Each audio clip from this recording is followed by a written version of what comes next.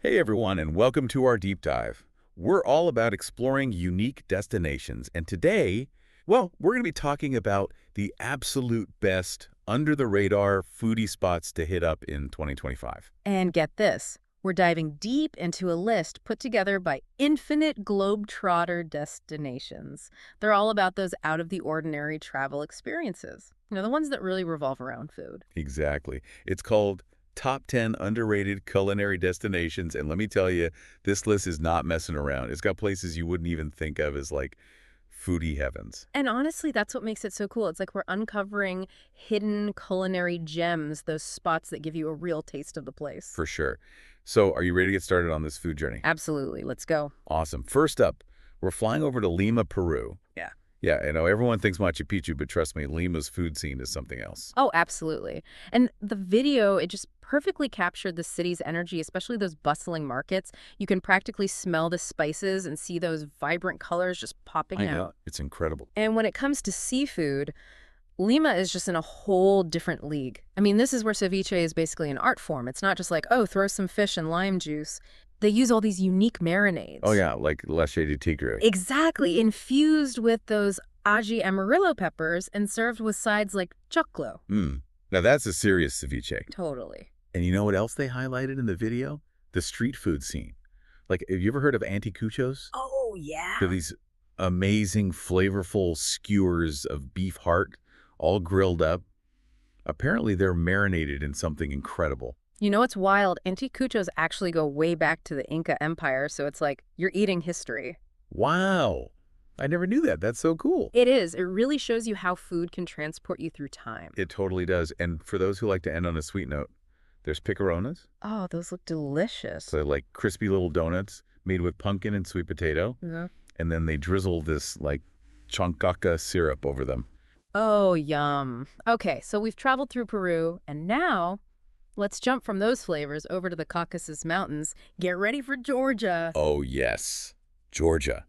Tucked away in these stunning mountains is a country bursting with history, incredible hospitality, and a food scene that is just starting to get the recognition it deserves. I know, right? It's about time. It is. The video talked about these hearty stews, like jacapuli. Oh, yeah, I've heard of that one. Isn't that the lamb stew with plums and fresh herbs? Yes.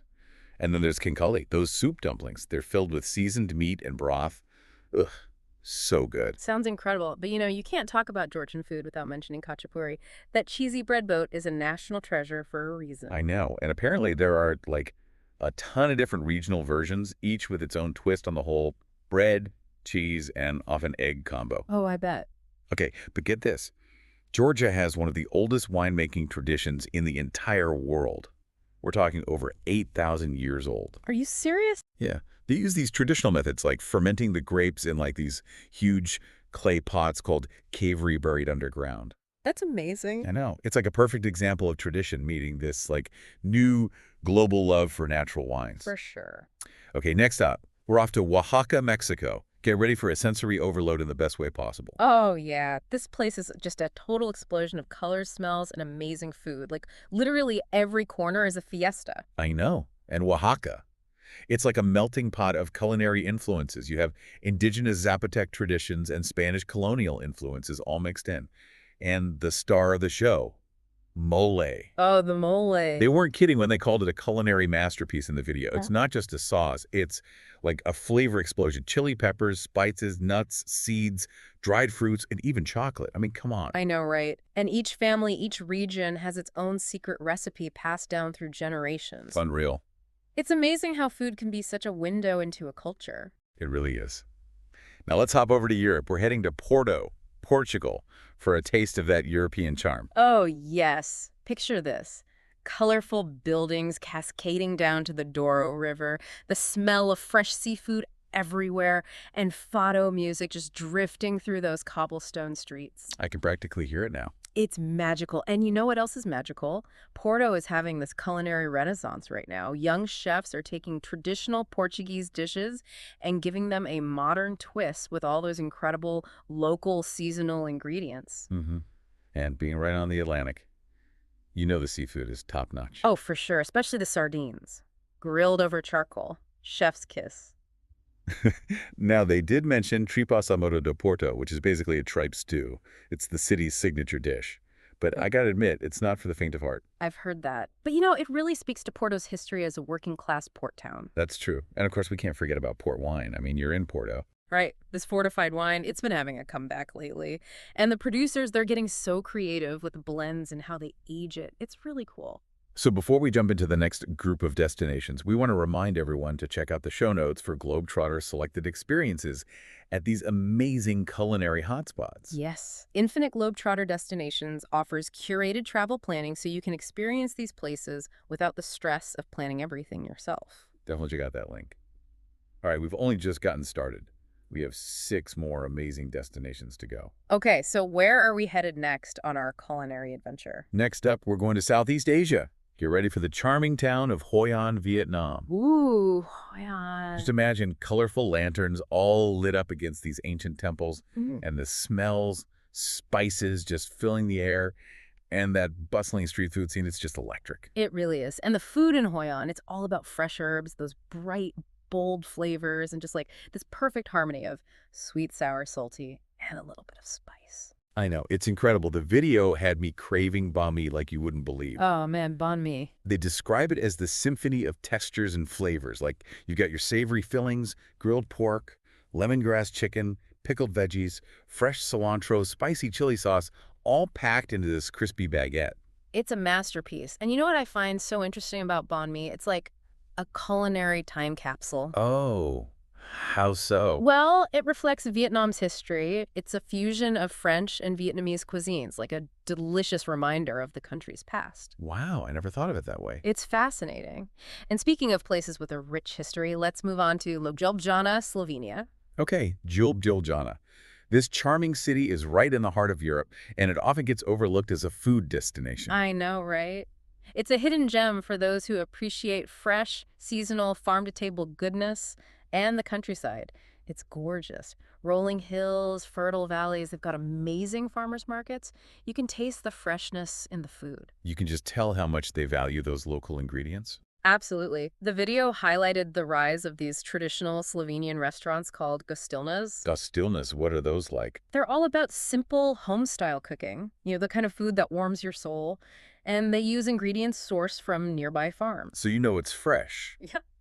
That sounds incredible. And something else I found surprising. Slovenia's got a fantastic wine scene. It's a small country, but they make some really exceptional wines, often using their own unique grape varieties. So wine lovers, listen up. Ljubljana's calling your name. It is. Okay, are you ready for a complete change of scenery? Always. We're going south to Cape Town, South Africa. Stunning landscapes meet vibrant culture and a melting pot of cuisines. It's incredible. Oh, I've heard such good things about Cape Town's food scene. It's seriously something special. Being at the southern tip of Africa, Cape Town has been this crossroads of cultures for centuries, and that's totally reflected in their food. You'll find Malay, Dutch, French, and African influences all blended together. It's truly unique. The video made South African barbecue sound like a dream come true. Oh, it is.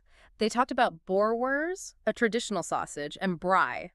Braai is basically South African for barbecue, and it often involves lamb chops, steaks, chicken, all cooked over an open fire. Okay, you had me at open fire. But don't forget the seafood. Cape Town is right on the Atlantic, so it's fresh fish and shellfish galore.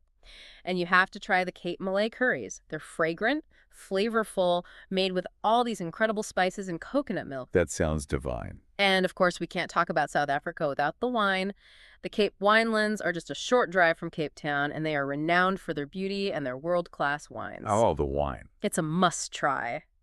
From bold Cabernet Sauvignon to crisp Sauvignon Blanc, they've got something for everyone. Okay, now get ready for this next one. It might surprise you. We're off to Reykjavik, Iceland. Iceland. I wouldn't immediately think of Iceland as a foodie destination, but I am definitely intrigued. Right. Reykjavik's food scene might not be on everyone's radar, but it's definitely worth exploring. Their whole culinary philosophy is about embracing the local bounty. What kind of local ingredients are we talking? Well, for starters, the waters around Iceland are incredibly clean and cold, so they have some of the freshest seafood in the world. Think Arctic char, cod, langoustine, you name it. And then there's skyr. Skyr? What's that? It's a thick, creamy yogurt that's like a staple in Icelandic cuisine. So good. Okay, I'm adding Skyer to my list of things to try. You won't regret it. Oh, and speaking of trying new things, the video mentioned a traditional Icelandic delicacy that's, well, let's just say it's not for everyone. Uh-oh, what is it? It's called hockerel, and it's basically fermented shark. Fermented shark. Oh, Well, yeah. It's definitely an acquired taste, but hey, it's a cultural experience. It shows you how resourceful they are, thriving in such a challenging environment. that's true.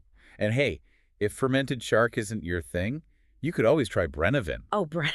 It's that potent Icelandic schnapps, sometimes called Black Death. Oh, yeah, that's a good one. You know, definitely not for the faint of heart, but hey, if you're feeling adventurous. Or not. Exactly.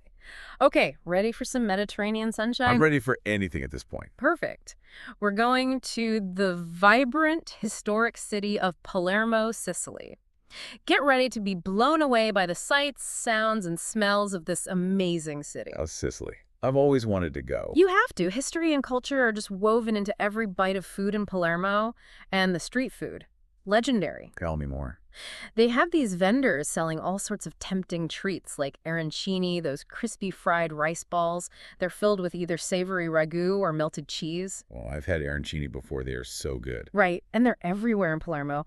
The video also talked about sfincione. What is that? It's a thick crust Sicilian pizza, usually topped with tomato sauce, onions, anchovies, and this amazing caciocavallo cheese. It's the perfect fuel for a day of exploring. It sounds amazing. And of course, no trip to Sicily is complete without gelato. Oh, yes, the gelato. The island is famous for its creamy, flavorful gelato made with fresh local ingredients. That sounds like heaven. It is. Now, before we head to our final destination, we want to remind everyone once again about those Globetrotter-selected experiences in our show notes. Yes, definitely check them out. They can help you plan a truly immersive trip to any of these incredible locations. Exactly. Okay, ready for our last stop? Hit me with it. I'm ready for anything. We're going down under to Wellington, New Zealand. Wellington. I always hear so much about Auckland, but Wellington, that's a new one for me. I know, right? Wellington often gets overshadowed by Auckland, but it's a vibrant capital city with a lot to offer, especially to foodies. Okay, tell me more. What's so special about Wellington's food scene? Well, first of all, they've got this incredible coffee culture. Like, Wellingtonians take their coffee seriously. Oh, yeah. Seriously. Their baristas are like artists creating the most intricate latte art.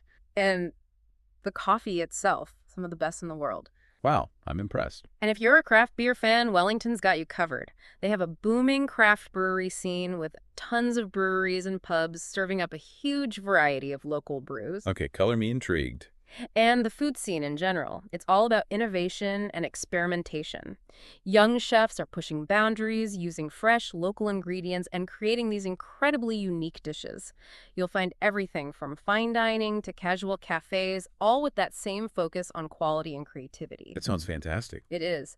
Wellington is also all about embracing its natural surroundings, so you can expect lots of fresh seafood, lamb, and amazing produce on the menus. Sounds like a dream come true. So we've taken you from those bustling street food markets in Hoi An to that hearty South African braai. We've explored Georgia's ancient winemaking and finished off in Wellington with its innovative, cutting-edge food scene. It's been an amazing food journey for sure. Mhm. And I think what's so great about this list from Infinite Globetrotter Destinations is that it really pushes us to look beyond the obvious, to get out there and discover those hidden culinary gems. You know, the places you wouldn't necessarily think of as foodie hotspots. Absolutely. And what I love is that it's not just about, like, the food itself. It's about those stories behind the dishes, the generations of tradition, the connection between the food and the culture. It really highlights how food can connect us to a place, to the people, the history. It's like a universal language. It is. Food transcends borders, languages, it brings people together. And this list, it just proves that there's a whole world of culinary experiences out there waiting to be discovered. So as we wrap up our deep dive into these top 10 underrated culinary destinations, we want to leave you with a question. What culinary adventure are you going to embark on? Yeah, which of these destinations sparked your interest? What flavors are you dying to try? Don't just dream about it. Make it happen. Start planning that next food adventure today. And if you need a little inspiration or guidance, don't forget to check out www.infiniteglobtrotterdestinations.com for those Globetrotter-selected experiences. They'll help you plan the perfect trip, one that goes way beyond those tourist traps and really immerses you in the local culture through food. From all of us here at the Deep Dive, thanks for joining us on this culinary exploration. We hope we've inspired you to expand those culinary horizons and discover the world through its incredible food and traditions. Until next time, happy travels, everyone, and bon appetit.